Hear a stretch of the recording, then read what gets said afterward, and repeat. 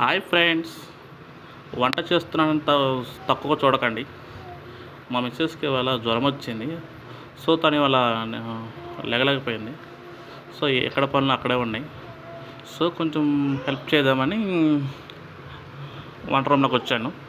టమాటాలు కోసాను, పప్పు వండాను, అన్నం వండాను.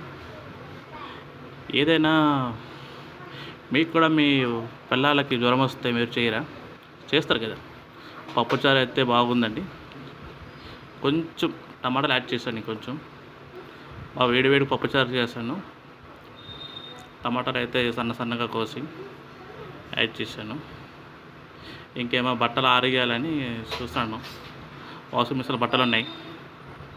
సో బయట బట్టలు ఆరేసాను. వర్షం పడుతుంది కదా, చెప్పలేము. ముందే జాగ్రత్త బట్టలు తీసేస్తున్నాను. సో బట్టలన్నీ తీసేసాను. కొంచెం ఇల్లు కూడా గలీజ్గా ఉంది. అక్కడక్కడ మాపు పెట్టేశాను. ఇల్లు నీట్గా ఉంటే నాకు ఇష్టం అబ్బా, లేకపోతే చిరాకు ఉంటుంది నాకు. కొంచెం 2 స్టెప్పులు వేసిన.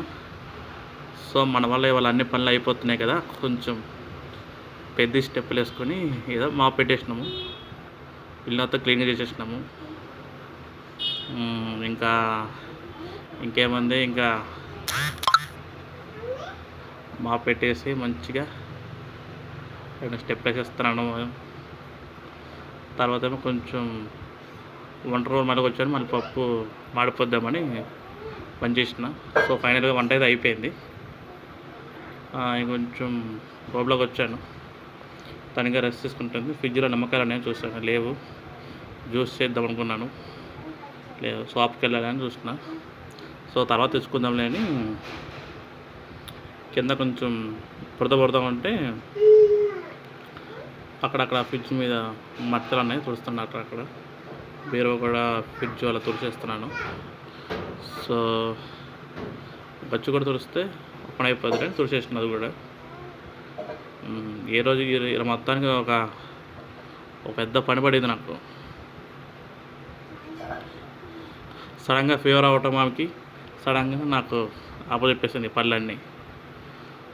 సో ఇంకా బాత్రూంలో కొంచెం గలీజ్గా ఉందని అంతే కడిగినట్టు చేసిన, అంతే. జస్ట్ కడగలేదు.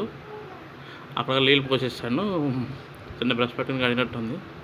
సాయంత్రం ఎలా కడుగుతలే అని మళ్ళీ అక్కడ చూసిన. బాగానే ఉంది, నీట్గా ఉంది. కొంచెం బ్రష్ పెట్టుకుని పైన దోమేసిన. ఎవరు తప్పుగా అనుకోకండి ప్లీజ్.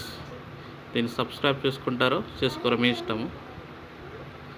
ఫైనల్గా అయితే వీడియో మొత్తం కంప్లీట్ అయిపోయింది.